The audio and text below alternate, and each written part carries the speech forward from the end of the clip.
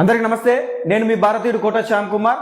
ఈరోజు మనం సర్పంచ్ ఎలక్షన్స్ లో బీరు బిర్యానీ లిక్కర్ డబ్బులు తీసుకొని ఓటేస్తే మంచిదా, లేకపోతే డబ్బులు లేకుండా మంచి నాయకుడిని ఎన్నుకుంటే మంచిదా అనేది ఒక చిన్న చర్చనీయాంశమేనని మనం బోర్డు మీద మీకు వివరించడానికి నేను ముందుకు వచ్చాను.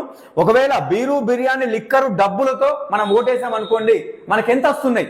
ఫర్ ఎగ్జాంపుల్ ఒక్క ఓటుకి ఆవరేజ్గా మన ఖర్చు అయ్యేంత మద్యానికి 1000 రూపాయలు ఇస్తారు, బిర్యానీలు తినడానికైనా 1000 రూపాయలు అనుకోండి.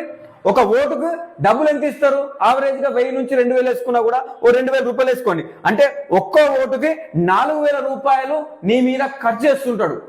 ఒక డబ్బు బీరు బిర్యానీ పంచే సర్పంచ్ నాయకుడు ఒక 4000 రూపాయలు మీ కానీ ఖర్చు చేస్తుంటాడు. అదే దీనివల్ల ఏమైతుంది నష్టం? మీకు ఈ 4000 ఇచ్చేసి చేతులు దులిపేసుకుంటాడు. ఇంకా మీ 5 సంవత్సరాలు దాకా కూడా మీకు ఎలాంటి డెవలప్మెంట్ ఉండదు. మీకు ఎట్లా పైసలు ఇచ్చిన కదా అని చెప్పి ఆయన ఏం చేస్తాడు? ఇప్పుడు వచ్చే పైసలన్నీ కూడా ఆల్రెడీ నేను ఇంత ఖర్చు పెట్టుకున్నా, ఫస్ట్ నా కడుపు నిండని అని చెప్పి ఆయన ఎక్కడి నుంచి పైసలు వచ్చినా కూడా గ్రామ అభివృద్ధిని వదిలేసి తన అభివృద్ధి మాత్రమే చూసుకుంటాడు. ఎందుకంటే ఫస్ట్ నీకు డబ్బులు ఇచ్చింది కాబట్టి. అదే డబ్బులు లేకుండా మంచి నాయకుడిని ఎన్నుకున్నావు అనుకో, ఇట్లా డబ్బులు బీరు బిర్యానీలు కాకుండా మంచి సర్పంచ్ ఎన్నుకుంటే మనకు వచ్చే బెనిఫిట్స్ చెప్తున్నాను. గవర్నమెంట్ స్కూల్స్ అయిన గవర్నమెంట్ హాస్పిటల్స్ ప్రాపర్ గా ఉంటాయి. Government hospitals government schools proper గా ఉంటే మనకు ప్రైవేట్ స్కూళ్ళల్లో మీ పిల్లలకు ఎంత ఖర్చు అవుతుంది?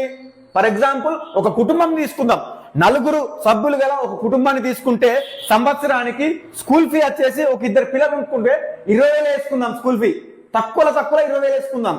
అది కాకుండా హాస్పిటల్ ఖర్చు సంవత్సరానికి మనకు హాస్పిటల్కి వచ్చేసి ఖర్చు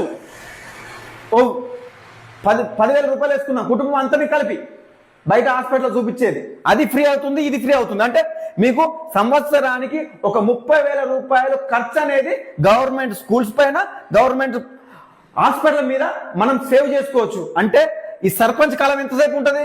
5 సంవత్సరాలు సర్పంచ్ కాలం ఉంటుంది. 5 సంవత్సరాలు అంటే 5 సంవత్సరాలు ఇంటూ 30,000 1,50,000 రూపాయలు 1,50,000 రూపాయలు మనం సేవ్ చేసుకున్న వాళ్ళం అవుతాం. ఎప్పుడైతాం? మంచి నాయకునికి డబ్బులు బీరు బిర్యానీ తీసుకోకుండా మంచి నాయకుడిని ఎన్నుకున్నప్పుడు మాత్రమే మనం ఈ 1,50,000 రూపాయలు సేవ్ చేసిన వాళ్ళం అవుతాం.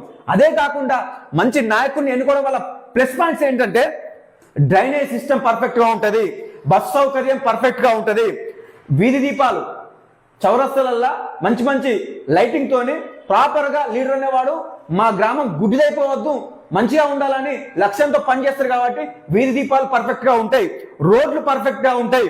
అదే కాకుండా ఎవరైనా చదువుకోని వాళ్ళు ఉంటే వాళ్ళ కోసం వృత్తి విద్యా కోర్సులు కూడా లీడర్ అనేవాడు మీకు పైసలు తీసుకోలే కదా, ఆయన పైసలు వంచలే కదా, గ్రామం గురించే ఆలోచిస్తాడు. గ్రామంలో ఎలాంటి సేవ చేయాలనే ఉద్దేశంతోనే ఆయన ఆలోచిస్తారు. కాబట్టి ఆయన వృత్తి విద్యా కోర్సుల గురించి ఆలోచిస్తాడు. అదే విధంగా సీసీ కెమెరాల ఏర్పాటు, గ్రామంలో ఎంట్రన్స్ లో ఎగ్జిట్లలో సీసీ కెమెరాలు పెట్టిపిచ్చి మంచి నాయకత్వ లక్షణాలను ఆయన నిరూపించుకుంటాడు, మంచి నాయకుడు.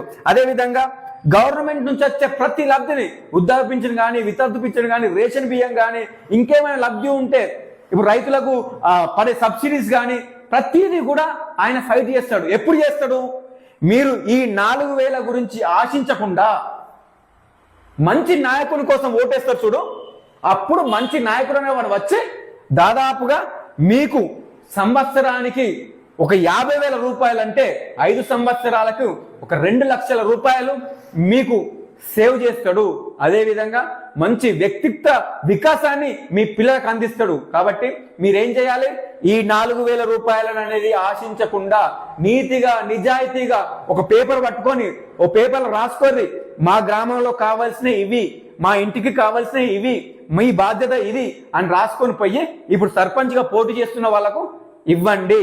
ఇచ్చి మాకు 1 రూపాయి కూడా అవసరం లేదు, మేము నీతిగా నిజాయితీగా ఓటేస్తాం, మీరు కూడా నీతిగా నిజాయితీగా మాకున్న సమస్యల మీద మీరు పోరాడి మాకు ఇవి కల్పించండి, డ్రైనేజీని కల్పించండి, బస్ సౌకర్యాలు కల్పించండి, గవర్నమెంట్ స్కూల్స్ ప్రాపర్ గా కల్పించండి, గవర్నమెంట్ హాస్పిటల్స్ ప్రాపర్ గా కల్పించండి అని ఆయనకు చెప్పండి. వెళ్ళి చెప్తే ఆయన కూడా మంచి నాయకుడై మా గ్రామం నన్ను మంచి అభివృద్ధి కోసం ఎన్నుకుంటుంది అని ఆలోచించి తను కూడా అభివృద్ధి చేసి తీరుతాడు. 5 సంవత్సరాల్లో మీ గ్రామం తెలంగాణలోనే బెస్ట్ గ్రామంగా ఆయన తీర్చిదిద్దుతాడు. ఎందుకంటే ఆయన డబ్బుల కోసం పనిచేసే వ్యక్తి కాదు. డబ్బులు పంచలే కాబట్టి డబ్బులు తీసుకోడు. మంచి వ్యవస్థ కోసం పోరాడతాడు. ఆలోచించి ఓటేయండి. మన ఊరు మన కన్న తల్లితో సమానం కాబట్టి ఆలోచించి మంచి నాయకునికి ఓటేయండి. డబ్బులు మాత్రం దయచేసి తీసుకోవద్దని తెలియజేస్తూ జై హింద్, జై భారత్, మీ భారతీయుడు కోటా శ్యామ్ కుమార్.